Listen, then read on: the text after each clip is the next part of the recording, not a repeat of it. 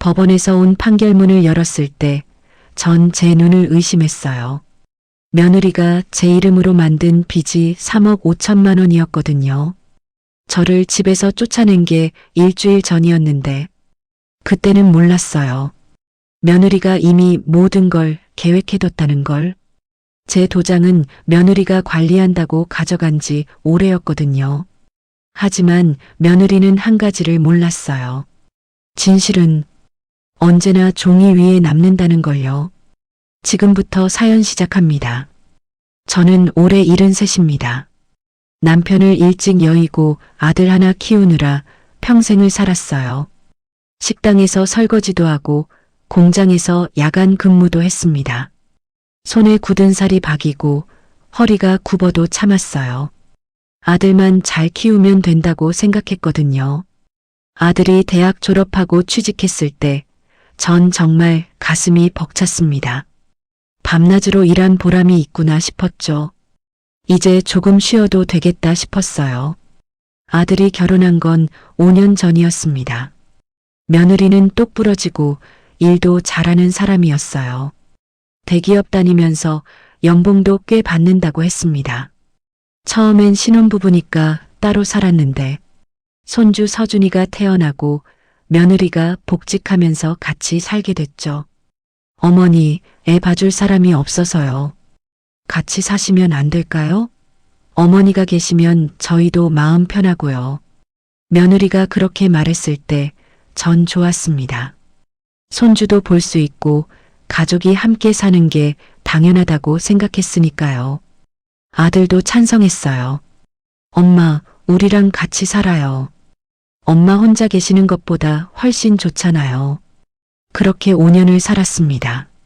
아침 6시에 일어나 밥을 짓고 서준이 유치원 보내고 장 보고 청소하고 저녁 준비했어요. 며느리가 퇴근해도 제가 설거지까지 다 했습니다. 서준이 목욕시키고 재우는 것도 제 몫이었죠. 힘들지 않았냐고요? 힘들었습니다. 허리는 아프고 무릎은 시큰거렸어요. 하지만 가족이니까 당연한 거라고 생각했어요. 며느리가 일하느라 힘들 텐데 제가 집안일이라도 해줘야 한다고 생각했거든요. 그런데 그게 제 착각이었습니다. 쫓겨난 날, 그날은 목요일이었어요. 평소처럼 장을 보러 나갔다가 오후 4시쯤 집에 돌아왔습니다. 손엔 서준이가 좋아하는 딸기랑 저녁 반찬 재료가 가득 들려 있었어요. 오늘은 서준이가 좋아하는 된장찌개를 끓여줘야겠다 싶었죠. 엘리베이터에서 내려 현관문 앞에 섰는데 뭔가 이상했습니다. 문 앞에 검은 비닐봉지가 여러 개 쌓여 있었거든요. 처음엔 누가 버린 쓰레기인 줄 알았어요. 그런데 가까이 가보니 제 옷이 보였습니다. 제가 입던 잠옷이, 겨울 외투가, 속옷까지 전부 비닐봉지에 구겨져 있었어요. 손이 떨렸습니다. 이게 뭐야? 장바구니를 떨어뜨리고 손잡이를 돌렸는데 문이 열리지 않았어요. 잠겨 있었습니다. 전 황급히 초인종을 눌렀어요. 1번, 2번, 3번. 그때 문 안에서 며느리 목소리가 들렸습니다. 어머니. 목소리가 차가웠어요. 전에 듣던 목소리가 아니었습니다. 뭐야, 왜 문을 안 열어줘? 어서 열어봐. 죄송하지만 더는 같이 못 살겠어요. 어머니 짐 다 쌌으니까 가지고 가세요. 머리가 하얘졌습니다. 뭔 소린지 이해가 안 됐어요. 무슨 소리야? 문 열어봐. 내가 뭘 잘못했는데? 얘기 좀 하자. 더 이상 할 말 없어요. 민수 씨한테도 다 얘기했고요. 가세요, 어머니. 발소리가 멀어졌습니다. 며느리는 그냥 가버렸어요. 전 멍하니 서 있었죠. 서준이 얼굴이 떠올랐어요. 아침에 유치원 보낼 때 할미 빨리 와 하던 그 웃음소리가 서준아, 서준아. 작게 중얼거렸지만 안에서는 아무 대답도 들리지 않았어요. 얼마나 시간이 흘렀을까요? 엘리베이터 문이 열리는 소리가 들렸어요. 아들이었습니다. 퇴근하는 시간이었죠. 민수야, 민수야.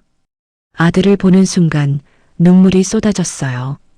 전 아들에게 달려갔습니다. 민수야, 이게 무슨 일이야? 엄마 짐이 왜 밖에 나와 있어? 내 와이프가 문도 안 열어주고. 하지만 아들은 제 눈을 보지 않았어요. 고개를 떨군 채 가방만 꼭 쥐고 있었습니다. 민수야, 뭐라고 좀 해봐. 엄마가 뭘 잘못했어? 응? 서준이는? 서준이라도 보자. 침묵이 흘렀습니다. 길고 무거운 침묵이요. 복도가 너무 조용했어요. 그리고 아들이 입을 열었습니다. 엄마, 미안해요. 미안하긴 뭐가 미안해. 설명 좀 해봐. 우리도 힘들어요. 엄마, 그게 다였습니다. 아들은 제 옆을 지나쳐 문을 열고 들어갔어요. 전 아들 팔을 붙잡으려 했지만 문은 바로 닫혔습니다. 딸깍 하는 소리가 들렸죠. 다시 잠그는 소리였어요. 민수야, 민수야, 서준아, 할미 여기 있어. 제발. 아무리 불러도 대답이 없었습니다. 복도에 제 목소리만 울려 퍼졌어요. 이웃집 문이 조금 열렸다가 다시 닫혔습니다. 누군가 저를 보고 있었지만 아무도 나오지 않았어요. 전 그 자리에 주저앉았습니다. 비닐봉지에서 제 옷가지가 삐져나와 있었어요.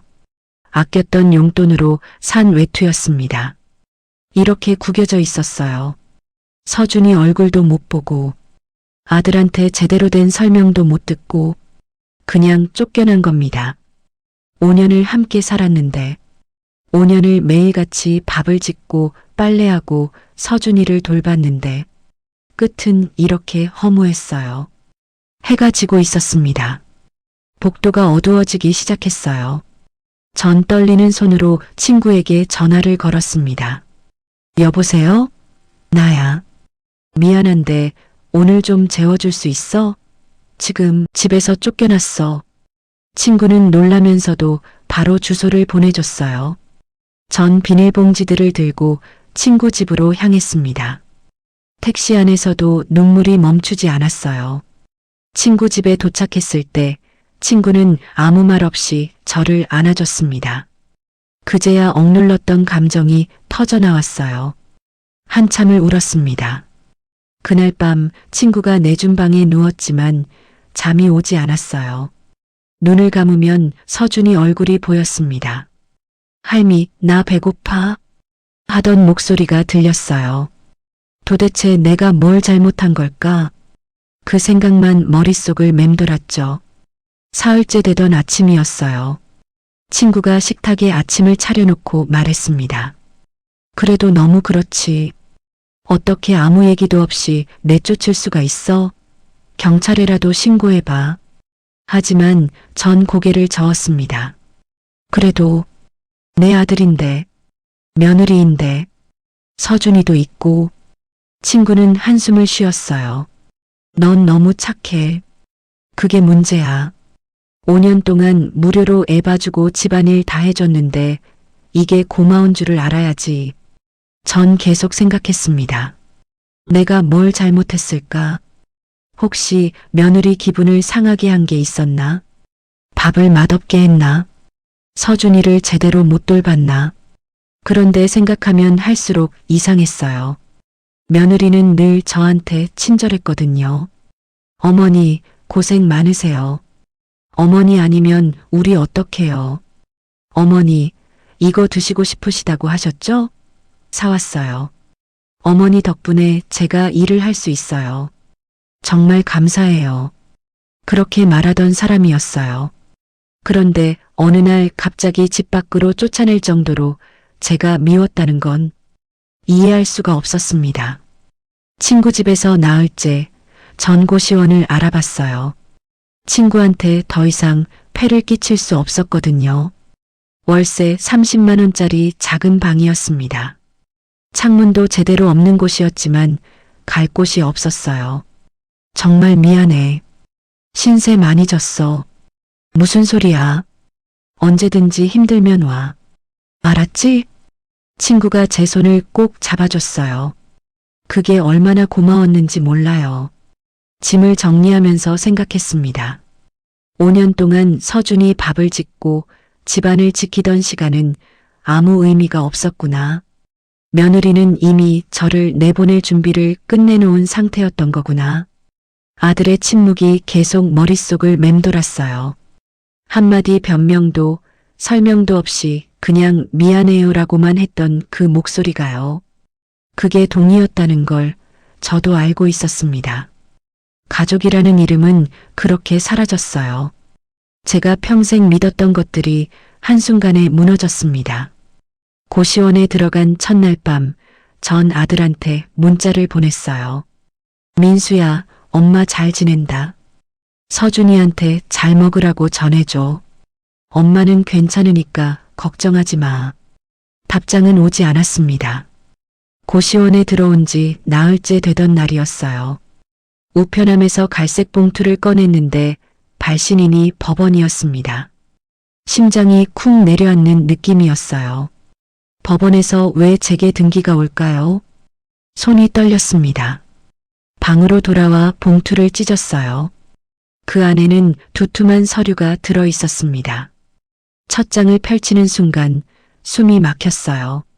채무이행 청구 소송. 제 이름이 적혀 있었습니다. 그것도 피고인으로요. 손이 더 심하게 떨렸어요. 다음 장을 넘겼습니다. 거기엔 제가 본 적도 없는 계약서들이 첨부돼 있었어요.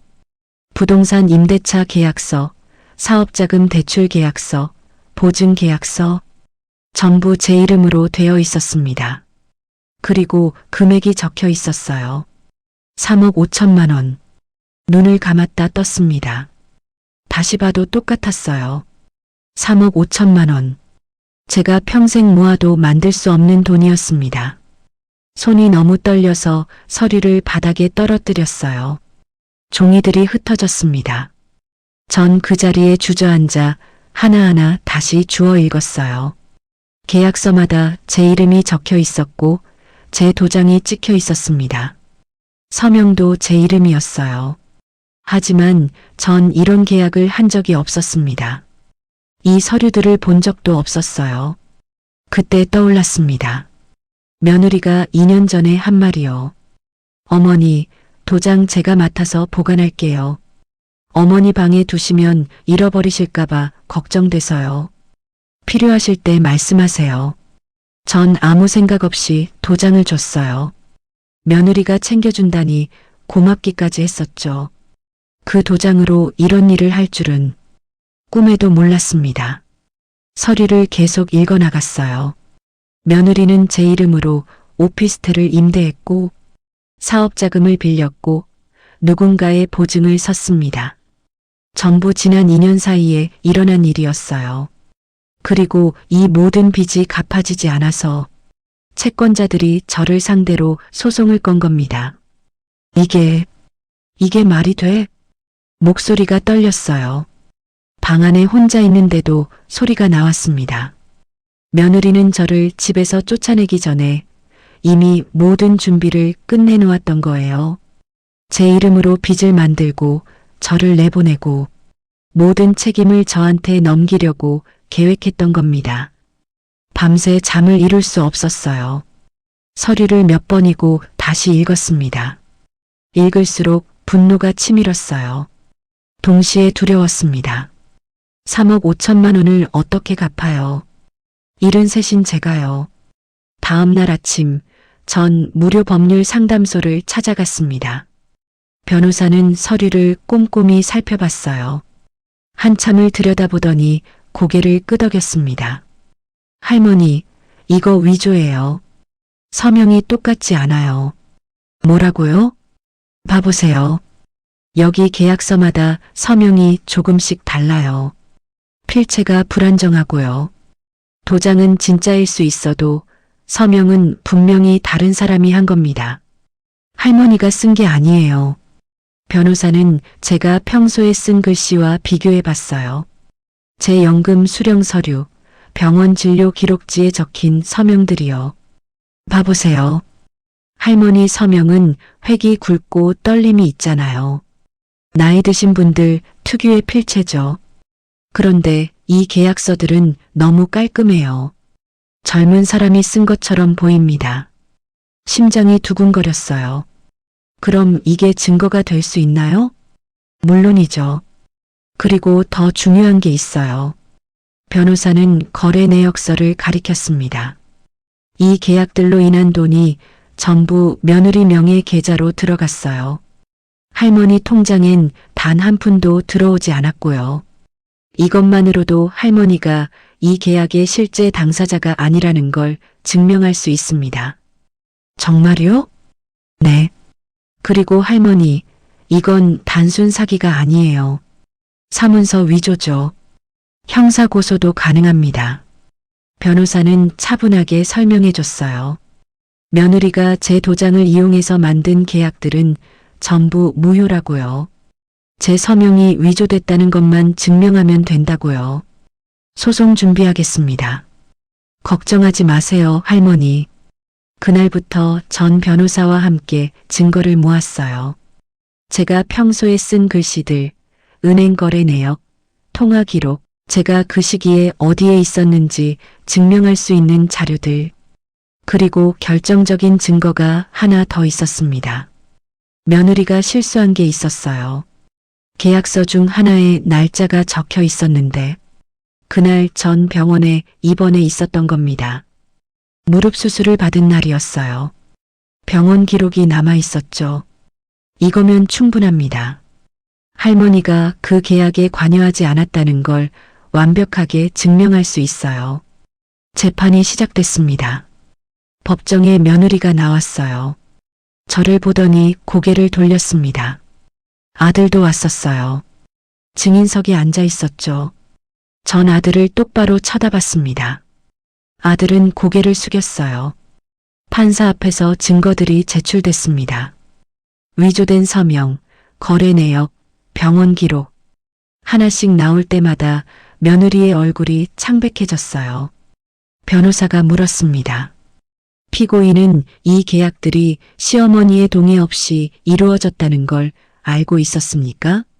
며느리는 대답하지 않았어요. 피고인은 시어머니의 도장을 어떻게 입수했습니까? 보관해달라고 해서 맡았습니다. 보관하는 것과 사용하는 것은 다릅니다. 피고인은 도장을 무단으로 사용했고 서명까지 위조했습니다. 맞습니까? 침묵이 흘렀어요.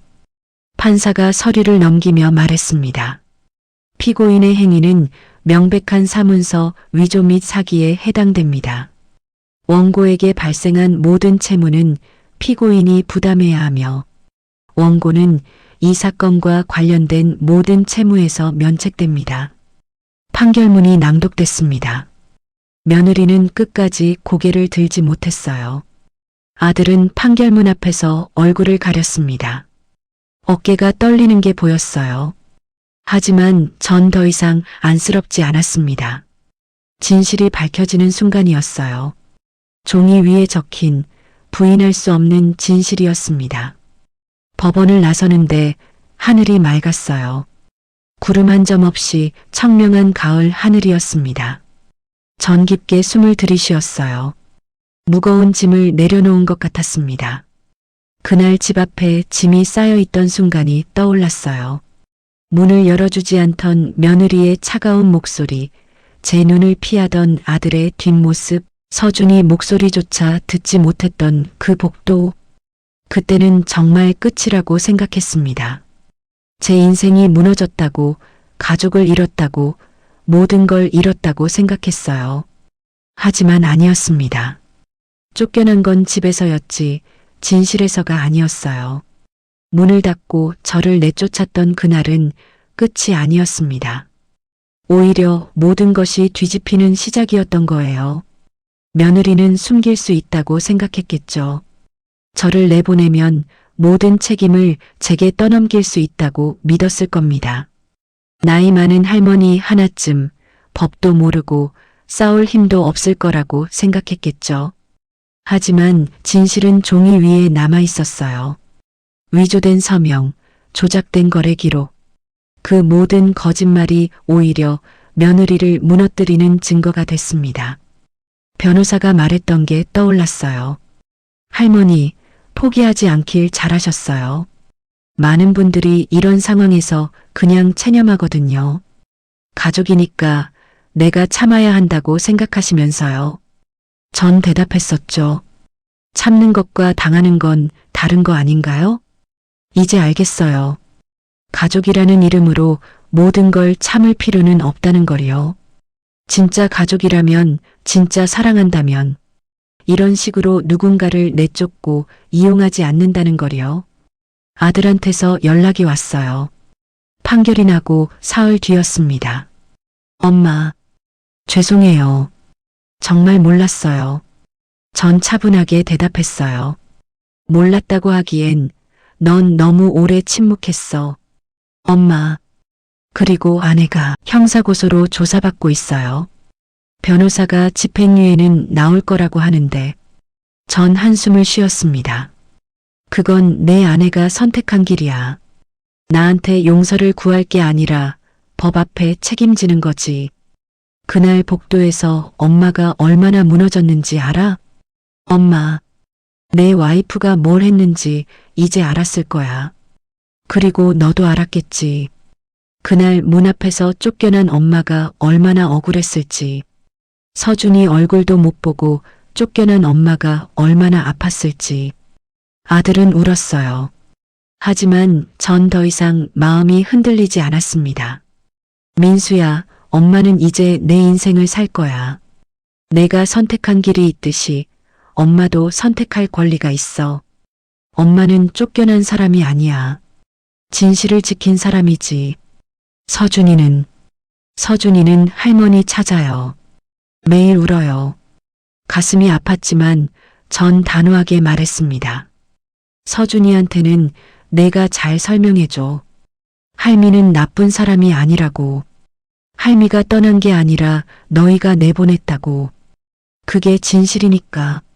전화를 끊었습니다. 창밖을 바라봤어요. 고시원 작은 창문 너머로 하늘이 보였습니다. 좁은 방이었지만 이제는 제 공간이었어요. 누구한테 눈치 볼 필요 없는 제 집이었습니다. 판결문을 다시 펼쳤어요. 그 안에는 제가 승소했다는 사실이 적혀 있었습니다. 며느리가 만든 모든 빚에서 제가 자유로워졌다는 내용이요. 종이 위에 적힌 진실이었습니다. 그날 나는 깨달았어요. 문이 닫히는 소리가 끝이 아니라는 걸요. 때로는 그게 새로운 시작을 알리는 신호일 수도 있다는 걸요. 저는 쫓겨난 게 아니었습니다. 남은 사람이었어요. 진실과 함께, 존엄과 함께 남은 사람이었죠. 어떤 이별은 상처로 끝나지 않습니다. 때로는 진실을 마주하는 용기가 되기도 하죠. 가족이라는 이름으로 모든 걸 참을 필요는 없습니다. 당신이 옳다면 진실은 반드시 당신 편이 될 거예요. 세상에는 보이지 않는 곳에서 싸우는 사람들이 많습니다. 오늘도 누군가는 외롭게 하지만 당당하게 자기 자리를 지키고 있을 거예요. 그 싸움이 헛되지 않다는 걸 이 이야기가 증명합니다. 포기하지 마세요. 진실은 언제나 종이 위에 남고 잘못은 반드시 대가를 치르게 됩니다. 이 이야기가 도움이 되셨다면 구독과 좋아요 부탁드려요. 여러분의 작은 관심이 누군가에게는 큰 용기가 될 수 있습니다. 다음에도 더 좋은 이야기로 찾아뵙겠습니다. 감사합니다.